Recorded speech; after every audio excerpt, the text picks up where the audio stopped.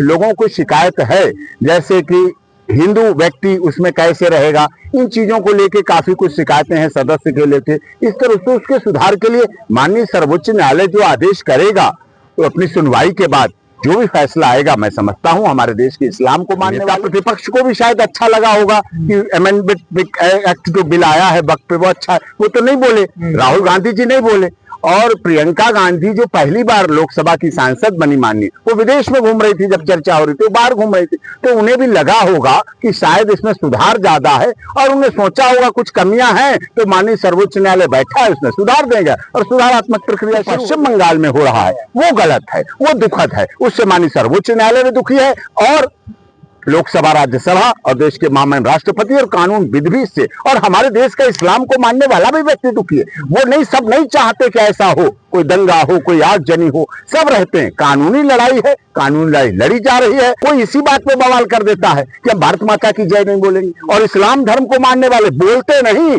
5 वक्त जब नमाज करते हैं भारत माता पर यहाँ अपना निशान लेके घूमते हैं, यहाँ रगड़ते हैं, माथा रगड़ते हैं भारत माता को। तो बोलने की बात करते हो, भारत माता की जय नहीं बोलेंगे। 5 वक्ती नमाजी पूरे जीवन भर ऐसा करता रहता है। किसान आंदोलन मैंने लड़ा, और किसान आंदोलन लड़ा और जीता, यहीं से सर्वोच्च न्यायालय से स्टे दिलाया, तो हमारी जीत थी, किसानों की जीत थी। वो भी बिल बन गए थे, राष्ट्रपति द्वारा भी साइन हो गए, राज्यसभा लोकसभा के द्वारा भी पास हो गए, लेकिन हमने उन पे स्टे लिया और बाद में उनको खत्म किया गया।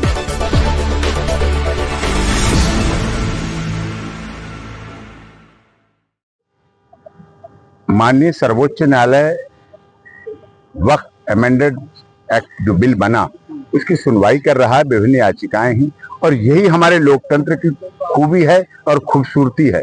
यही हमारे बाबा साहब डॉक्टर भीमराव अंबेडकर, जो संविधान निर्मात्री सभा के अध्यक्ष रहे, सदस्य रहे, सब सम्मानित, उन्होंने ऐसा संविधान दिया कि कितनी एक विशाल बात है कि जब लोकसभा उस बिल को पास कर चुकी ध्वनिमत से, बहुमत से, राज्यसभा भी पास कर चुकी ध्वनिमत से, बहुमत से, देश की महामहिम राष्ट्रपति जी उसे पास कर चुके पूर्ण बहुमत के साथ, उसमें देखते हुए जगदम्बिका पाल जी ने कमेटी बनाई उनके नेतृत्व में, उसमें पूरी चर्चा हुई, और सब all India Muslim personal law board और सभी लोगों ने उस पर अपनी अपनी राय दी, और उसके बाद सदन में विस्तृत चर्चा हुई, लोकसभा राज्यसभा में, उसके बाद आगे प्रोसीड हुआ।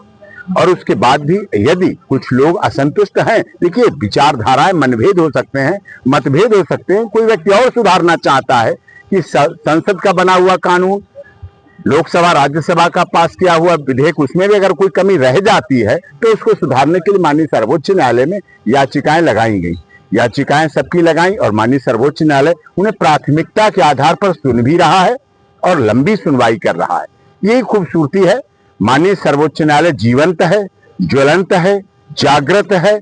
अब तो कानून की देवी की आंखों पर से पट्टी भी हट चुकी है, अब तो पट्टी हट गई, खुली आंखों से देख रही है क्या लाभ है नए कानून बिल का, कितना नुकसान। लाभ भी है, अगर कुछ लोगों को शिकायत है, जैसे कि हिंदू व्यक्ति उसमें कैसे रहेगा, इन चीजों को लेके काफी कुछ शिकायतें हैं सदस्य के लेके। इस तरह से उसके सुधार के लिए माननीय सर्वोच्च न्यायालय जो आदेश करेगा, तो अपनी सुनवाई के बाद जो भी फैसला आएगा, मैं समझता हूं हमारे देश के इस्लाम को मानने वाले सर्वधर्म समभाव की भावना में रहते हैं हम लोग। सर्वधर्म समभाव, सर्वजन हिताय, सर्वजन सुखाय के लिए जीते हैं, तो उसके आधार पर मान्यता होनी चाहिए और उसकी पूर्ति होनी चाहिए और उसका विस्तार होना चाहिए, उसमें लागू होना चाहिए। आपके हिसाब से क्या लगता है कितना मतलब जो है जरूरत है संशोधन की, या ठीक है? सरकार का कहना है कि जरूरत तो कुछ है नहीं। देखिए, सरकार को लगा संशोधन बिल पास हुआ, लोकसभा में लगा, राज्यसभा में लगा, नेता प्रतिपक्ष को भी शायद अच्छा लगा होगा कि अमेंडमेंट एक्ट जो बिल आया है वक्त पे, वो अच्छा है। वो तो नहीं बोले,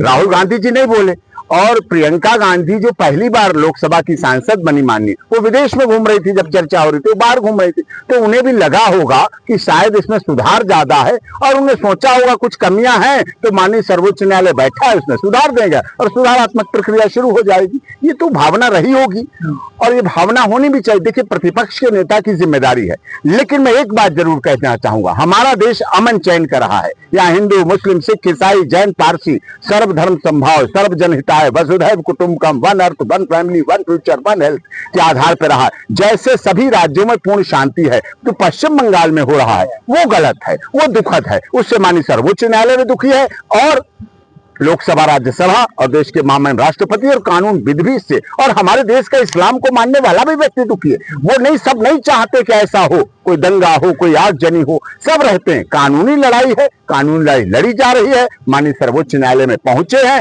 सर्वोच्च न्यायालय ने उसको प्राथमिकता के आधार पर सुना है और सुनवाई कर रहा है, उस पर डिसीजन होगा और डिसीजन को हम लोग मानेंगे। लेकिन हम लोग कोई अपने हाथ में कानून ले, 370-35 से हटी, सबने देखा। अयोध्या में प्रभु श्री राम मंदिर का निर्माण हुआ, इस्लाम धर्म के लोगों ने स्वीकार किया उसे खुशी के साथ, वहां भी सब कुछ होता है। हमारी सभ्यता अलग है, गंगा जमनी सभ्यता है। हमारी गंगा जो बहती है ऋषिकेश से और पश्चिम बंगाल के गंगा सागर तक जाती है, वहां इस्लाम को मानने वाले उसमें वुजू करके भी नमाज अदा करते हैं और स्नान करके भी लोग मंदिर जाते हैं। हमारी ये सभ्यता है और शायद भारत को, हिंदुस्तान को अपने संविधान के मुताबिक, भारत के सुप्रीम कोर्ट के मुताबिक, लोकसभा राज्यसभा के मुताबिक ऐसा ही चलना चाहिए और ऐसा ही कार्य करना चाहिए। ममता बनर्जी कह रही है कि मैं इसे लागू नहीं होने दूंगी बंगाल में। देखिए, वो अपने राज्य की मुखिया है, उनकी अपनी क्या इच्छा है, किस लिए अच्छा है। अब एक राज्य में लागू हो ना हो ये विषय अलग है, लेकिन लोकसभा ने उसे पास किया, राज्यसभा में कुछ कमी जरूर रह गई है, जिसकी वजह से लोग हमारे माननीय सर्वोच्च न्यायालय आए हैं। उनका स्वागत है, वंदन है, अभिनंदन है,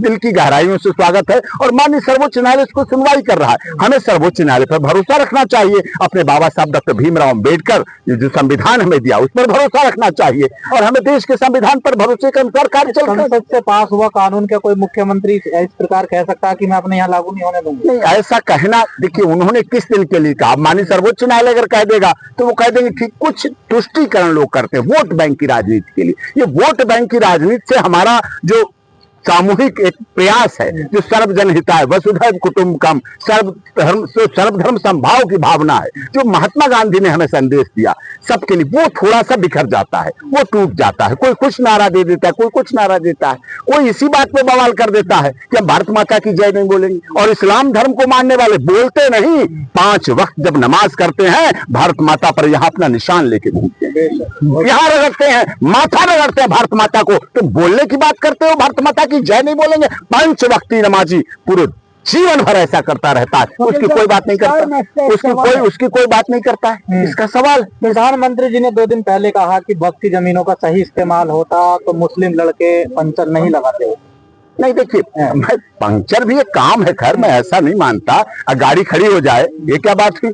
पंचर के बिना कोई अपनी शादी में जाता है? ये प्रधानमंत्री जी का उचित नहीं था। वो कह रहे हैं पढ़ाई लिखाई में पिछड़े रहे, पढ़ाई लिखाई में तो काम तो सब काम है ना। वाह भाई वाह, ये क्या बात? क्यों पंचर लगाए? सब लगाते हैं, ये क्या बात हुई? नहीं सब लगा, ऐसा नहीं।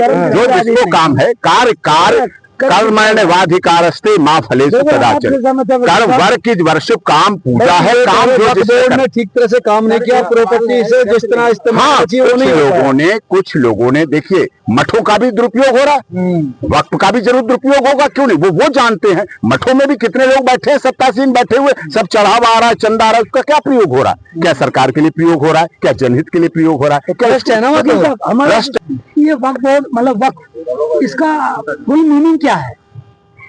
वक्फ बोर्ड खुद में वक्फ होती है दान, चैरिटी करना। अच्छा, अपनी चैरिटी करना, जिसे कहते हैं हम लोग इसमें सनातन धर्म में दान बोला जाता है। किसी में खैरात कर दी जाती है, दान की। ये दान कर दी धार्मिक कार्य के लिए, इसका हम व्यक्तिगत प्रयोग नहीं करेंगे। अच्छा। अपने व्यक्तिगत नहीं, धार्मिक प्रयोग करेंगे, उसमें धर्म की बातें सिखाई जाए, ये है वक्त।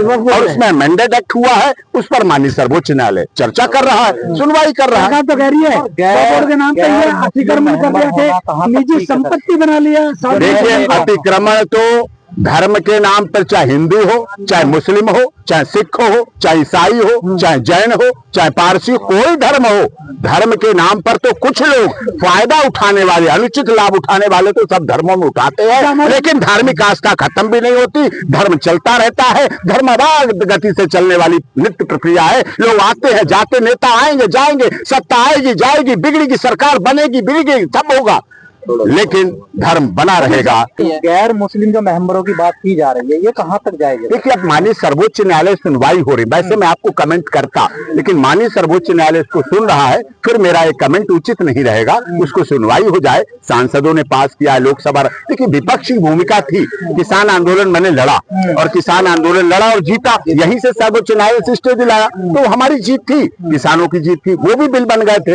राष्ट्रपति द्वारा भी साइन हो गए, राज्यसभा लोकसभा के द्वारा पास हो गए, लेकिन हमने उन पे स्टे लिया और बाद में उनको खत्म किया गया।